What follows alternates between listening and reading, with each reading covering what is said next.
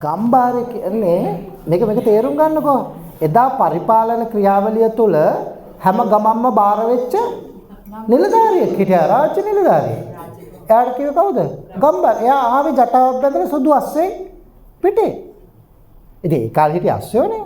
සුදු ජටාවක් බැඳලා එයා එනවා. හැම ගමකම එනවා. ගම්මුලා දැනියා වගේ. එයා එන්නේ කෙන්නුර දවසට. ඒ කියන්නේ හඳ පොඩ්ඩක් හරි තියනවා නම් විතරයි. නැත්තම් පේන්නේ නැහනේ. රැයටනේ ඒ දවස්වල ටෝච් නැහැ මොනවත් නැහැ. එන්නේ කොහමද? ඔෆිස් එකට ස්ථානයක් තියෙනවා. ඒක තමයි දේවාලය. ගියාම මිනිස්සු යන්නේ කොහමද? අනේ ගම්බාරේ මට මෙහෙම වුණා කියලා තමන්ගේ අඬවැඩියාව කියනවා. හරිද?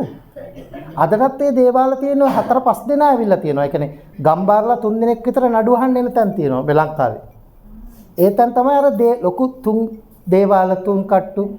එහෙම ඒ කියන්නේ පසු කාලීනව ඒගොල්ලෝ මිය පරලෝ ගිහිල්ලා ඒ උපාදානයෙන්ම මිනිසුන්ට ශක්තියක් වෙලා ඇවිල්ලා එහෙම උදව් කරන තැන් නැතුව නෙවෙයි. හරිද? පැහැදිලිද මම කියන්නේ? අර ඥාති බලය වගේ පොඩි බලවේග තියෙනවා. හරිද? නැත්තේ නෑ ඒවා. මම කියන්නේ මේ කතන්දරේ එකයි. පැහැදිලිද? මිනිස්සුන්ගේ අර ගම්බාරයට ගිහිල්ලා කන්නලව්ව කරපුවාම එයා මොකද කරන්නේ? ප්‍රශ්න විසඳලා දෙනවා.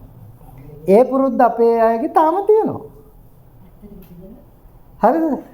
ඒගොල්ලෝ කරන්නේ තාම පළතුරු වට්ටි අරගෙන ගම්බාරේ හොයන්න යනවා. හරිද?